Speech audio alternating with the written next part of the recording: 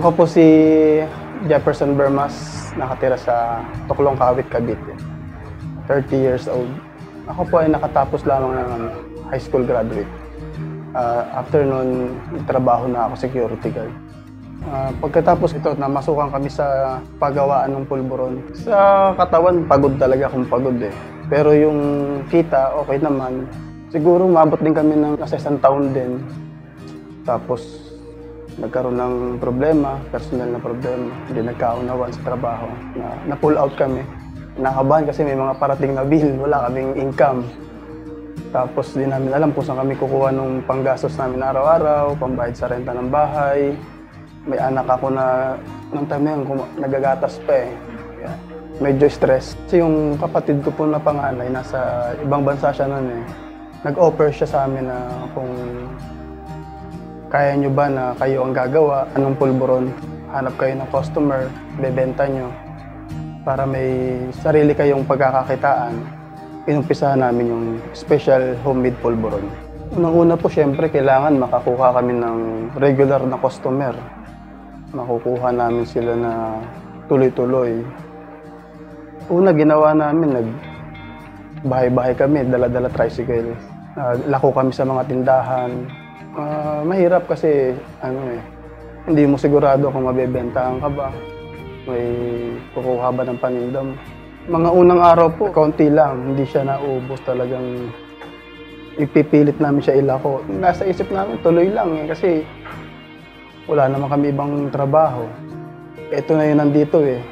Yun ang nasa isip ko sa akin, personal. Naglaan na kami ng pagod, ng pera. Kami yung namimili, kami yung magpe-prepare, kami rin yung gagawa. Yung mga materyales, kami yung maghahanda. Unti-unti nakakaroon din ng sales. Pumasok po yung pandemic. Talagang 0-0 po kami nun kasi hindi siya pwedeng tinda eh, hindi siya pwede market. Pati yung puhunan namin na nahila na. May konti pa natitira. Umpisa ulit, tuloy ulit. Subok ulit, alok ulit sa mga dating customer. Pero nagkaroon kami ng iba pang source of income. Nagtayo kami ng fruit stand na pinagkukunan din namin ng pang-araw-araw namin. Ito na nga po, nung tuloy-tuloy nang nagbukas yung pandemic, na wala na yung pandemic, unti-unti rin po bumalik yung ibang mga buyer. Tapos unti-unti nakaka-recover. Tapos nung pagbukas ng pandemic, naramdam namin hindi pa rin sapat yung sales eh, hindi pa rin Kaya ang kapatid ko po, napilitan pa rin siyang mag-ibang bansa. Makadagdag ulit, ay maibangon ulit yung nasimula namin na negosyo. Pag kami order naman po, lista na ho kami ng mga bibilin. Tapos meron naman pong nakatoka sa pagsasangag ng harina. May nakatoka naman po sa pagmolde ng pulburon. Meron naman po nakatoka sa pagbabalot, tapos pagre-repack. Tulong-tulong po. Depende po sa dami ng order. Minsan po inaabot ng 3 araw.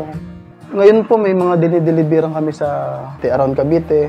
May mga kumukuha sa amin parting Antipolo, siniship nila na galing dito sa Kawit. Kasi may mga kami, reseller na pakonti-konti lang.